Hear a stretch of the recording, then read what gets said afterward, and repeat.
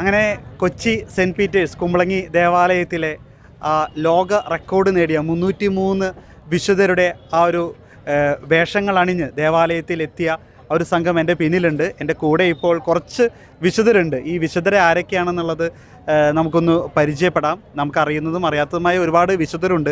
കാണുമ്പോൾ തന്നെ വളരെ മനോഹരമായിരിക്കുന്നു. എന്തായാലും നമുക്ക് ചോദിക്കാം.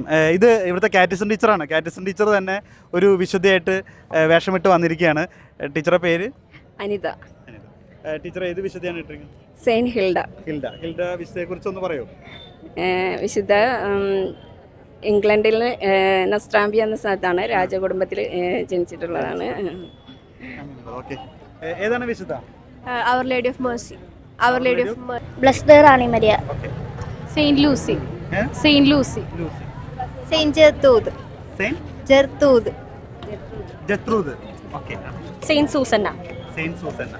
Saint Anna Wang. Anna Wang. എന്നോട് പറഞ്ഞ പേര്? സെന്റ് ലൂയിസ് ഒമ്പതാമൻ, France. Saint Afra of Augsburg. ഈ കേട്ടതിൽ കുറച്ച് പേരുടെ പേര് അറിയാം, പക്ഷെ കുറേ പേരുടെ പേര് അറിയില്ല. ഇത് ആരാണ് എന്താണെന്നൊന്നും നമുക്കറിയില്ല.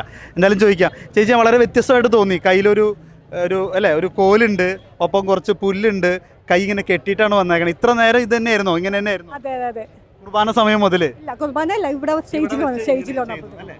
എന്താണ് ഇതിന്റെ അർത്ഥം? അങ്ങനെ മറ്റേ വിശുദ്ധ ഒരു വേശ്യയായിരുന്നു. വിശുദ്ധന ഒരു ബിഷപ്പാണ് വിശുദ്ധയാക്കി ഇതിൽ ജ്ഞാനസ്നാനം സ്വീകരിച്ചിട്ട് വിശുദ്ധയാക്കിയത്. പിന്നെ ക്രിസ്തുവിന് വേണ്ടിയിട്ട് വിശുദ്ധ ചുട്ടുവല്യാണ് ചെയ്തത്. ജീവനോടെ ചുട്ടുവല്യാണ് ചെയ്തത്. കോല് തടങ്കല്ലാക്കണ അതിന്റെ ഒരു പ്രതീകമായിട്ടാണ്. എന്താണ് ഇങ്ങനെ ഇപ്പൊ ഇത് പിള്ളേരാണ് ഒരുപാട് ചെയ്യുന്നത്, എന്തുകൊണ്ട് ചേച്ചിക്ക് ഇങ്ങനെ ചെയ്യാൻ തോന്നി? ഒരവസരം കിട്ടിയപ്പോൾ അതൊരു തോന്നി. അതെ അതെ. അത്തരത്തിൽ ആ ഒരു വിശുദ്ധ ഞാൻ കേട്ടിട്ടില്ല, ആദ്യമായിട്ടാണ് കേൾക്കുന്നത്. ഒപ്പം എനിക്ക് തോന്നുന്നു ഇവിടെ കുറേ പേര് സാധാരണ ഡ്രസ്സാണ്. ഇത് കണ്ടിട്ട് വളരെ നോർമലായിട്ട് നിൽക്കുന്നുണ്ട്. അപ്പോൾ ഞാൻ വിചാരിച്ചു വിശുദ്ധരുടെ ഇടയിൽ എങ്ങനെയോ ഇവരെ നോക്കാൻ വേണ്ടി വന്ന് പെട്ടതാന്ന് പറഞ്ഞത്. ഇത് വിശുദ്ധയാണല്ലേ? ചൈനയിലെ വിശുദ്ധയാണ്. ചൈനയിലെ വിശുദ്ധയാണ്. ഓക്കെ. എന്താണ് വിശുദ്ധനെ കുറിച്ച് പറയാനുള്ളത്? വിശുദ്ധ 14ാമത്തെ വയസ്സിൽ ബോക്സർ റിബീലിന്റെ ക്രൈസ്തവ വിശുദ്ധരെ വിശ്വാസികളെ ആ വിശ്വാസമതം ഇല്ലാതാക്കാൻ വേണ്ടിയിട്ട് പറഞ്ഞപ്പോഴേക്കും എന്താ പറയണ, ക്രൈസ്തവ മതം വെടിയൂലെന്ന് പറഞ്ഞ് ഇതാക്കിയ വിശുദ്ധയാണ്. ആ വിശുദ്ധ മരിച്ചത് ഇടത് കൈയും തലയും വെട്ടിയാണ് മരിച്ചതെന്നാണ് പറയുന്നത്. എങ്ങനെ ഈ വിശുദ്ധനെ കണ്ടുകിട്ടിയേ? ഞാനും ആദ്യമായിട്ട് കാണുന്നത്. എന്തായാലും അതാണ് ഇവിടുത്തെ ഒരു മനോഹരത. നമ്മൾ ചിന്തിക്കാത്ത പല വിശുദ്ധരെ നമുക്ക് കണ്ടു കിട്ടുന്നുണ്ട്. ഒപ്പം മോള് അവർ ലേഡി ഓഫ് മേഴ്സി.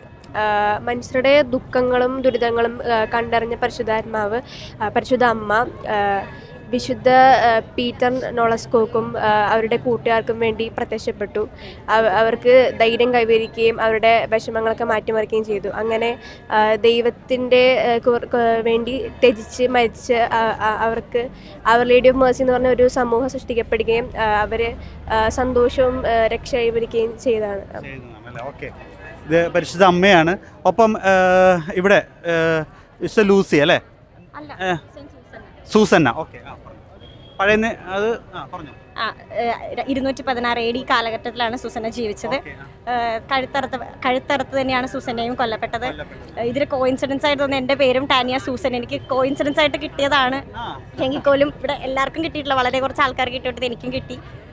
സൂസന്ന എന്നുള്ള പേര് ഇങ്ങനെ ഉള്ളതുകൊണ്ട് ഇത് ഇന്ന വിശുദ്ധരെന്ന് അറിയായിരുന്നോ?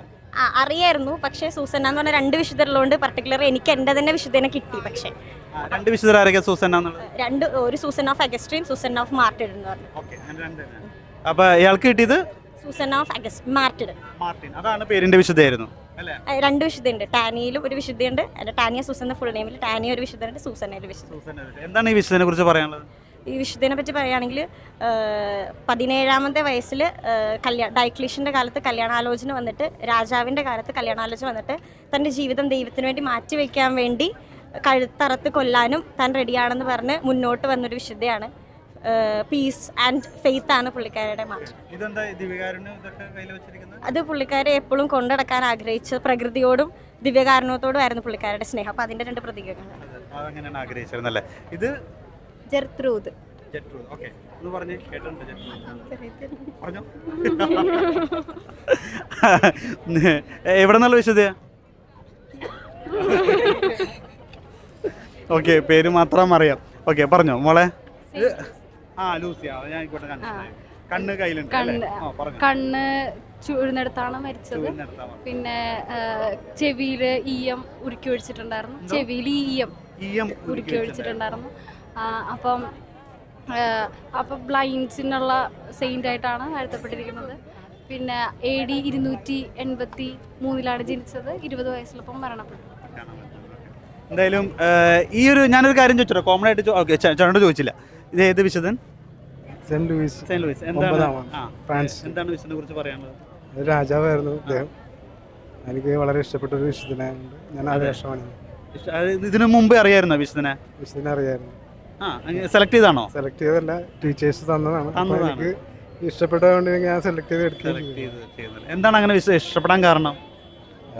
എന്താ പറയാ, അല്ല, ഇഷ്ടപ്പെട്ട വിശുദ്ധൻ എന്ന് പറഞ്ഞല്ലോ, അപ്പൊ എന്തുകൊണ്ട് ഇഷ്ടപ്പെടാൻ കാരണം? പുള്ളി ഒരു രാജാവായതുകൊണ്ടും പ്രജകളെ അത്ര സ്നേഹിച്ചുകൊണ്ടും മാത്രമുണ്ട്. ഓക്കെ, എന്തായാലും ഒരു കാര്യം ചോദിച്ചോട്ടെ, നിങ്ങൾക്ക് ഈ ഒരു പുതിയ വസ്ത്രമൊക്കെ അണിഞ്ഞ് ഇങ്ങനെ നിന്ന് ഇപ്പോൾ എന്താ ഒരു ഫീൽ ചെയ്ത്? എന്താണ് ഇപ്പോൾ വിശുദ്ധ കുർബാനയിലൊക്കെ ഇങ്ങനെ ഒരു വസ്ത്രം അണിഞ്ഞ് നിൽക്കുമ്പോൾ? എന്തോ ഞാനും ഒരു വിശുദ്ധിയായോ എന്നുള്ള ഫീലിംഗ് ആയിരുന്നു. ഫീലിംഗ് ആയി. ഓക്കെ, ഇനി ഒരു വിശുദ്ധമായിട്ട് ജീവിക്കണം. ഓക്കെ, നിങ്ങൾക്ക് എന്താണ് തോന്നിയത് ഇവിടെ? പ്രത്യേക ഒരു തിരഞ്ഞെടുപ്പ് അതെ, തെരഞ്ഞെടുത്താൻ തോന്നി. കുട്ടികൾക്കോ ഈ ഒരു വസ്ത്രമൊക്കെ അണിഞ്ഞ് ഇങ്ങനെ വിശുദ്ധ കുർബാനയിൽ പങ്കെടുത്തപ്പോൾ എന്ത് ഫീലാ വന്നേ? ഭാഗ്യമല്ലേ, വിശുദ്ധരുടെ കൂട്ടത്തിൽ നിൽക്കാൻ പറ്റിയ ഒരു ഭാഗ്യമായിട്ട് തന്നെ കരുതുന്നു. ഇന്ത്യയിൽ റെക്കോർഡൊക്കെ കയറാൻ പറ്റിയില്ലേ, അതൊക്കെ കയറാനൊക്കെ. നമ്മളിങ്ങനെ പല ഓരോ റോൾസ് നമ്മൾ ചെയ്തിട്ടുണ്ട്. വിശുദ്ധരുടെ റോൾസിലേക്ക് നമുക്ക് കിട്ടിയപ്പോൾ അത് ഭയങ്കര ഒരു നമുക്ക് ദൈവികമായിട്ട് നമുക്ക് തോന്നി. ഇപ്പോൾ ആ വേഷത്തിൽ നിൽക്കുമ്പോൾ നമുക്ക് അതുപോലെ ഓരോ കാര്യങ്ങൾ ചെയ്യണം. ആ ഒരു പെർട്ടിക്കുലർ വിശുദ്ധനെ അറിയാൻ പറ്റി. പിന്നെ കുറേ പേര് ഇത്ര വിശുദ്ധന്മാരുണ്ടെന്ന് അറിയാൻ പറ്റി. ഈ ജെട്രൂദിനെ കുറിച്ച് ഇന്ന് രാത്രി വീട്ടിൽ പോയിട്ടിരുന്ന് തപ്പണം കേട്ടതാ, കേട്ട് അത് പഠിക്കണം. ഓക്കെ, വസ്ത്രം വളരെ മനോഹരമായിട്ടുണ്ട് അല്ലേ, നല്ല രസമായിട്ട് അതിൻ്റെ വസ്ത്രം ചെയ്യുന്നത്. അപ്പോൾ ജെട്രൂദ് ആരാണെന്നുള്ളത് പഠിക്കണം കേട്ടോ. ഓക്കെ, അപ്പോൾ എന്തായാലും ഇത് തന്നെയാണ് വളരെ മനോഹരമായി ഈ ഒരു വസ്ത്രങ്ങൾ അണിഞ്ഞുകൊണ്ട് തന്നെ ഇവരിവിടെ ഈ റെക്കോർഡിൽ പങ്കുചേർന്നു. ഒപ്പം വലിയൊരു വിശ്വാസ പ്രഘോഷണം, ദൈവത്തിൽ വിശ്വസിച്ചുകൊണ്ട് പ്രാർത്ഥിച്ച് വിശുദ്ധരായ ഈ വിശുദ്ധാത്മാക്കളെ ഇവരിവിടെ പ്രദർശിപ്പിക്കുന്നതിലോടുകൂടി അവരുടെ വസ്ത്രധാരണത്തിലൂടെ നമുക്കൊക്കെ ആ ഒരു വിശുദ്ധിയിലേക്ക് ജീവിക്കാനുള്ള വലിയൊരു സന്ദേശമാണ് ഇവർ നൽകുന്നതും അതോടൊപ്പം തന്നെ അവർക്ക് അത് ഫീൽ ചെയ്യുന്നതും അങ്ങനെ തന്നെയാണ്. നന്ദി.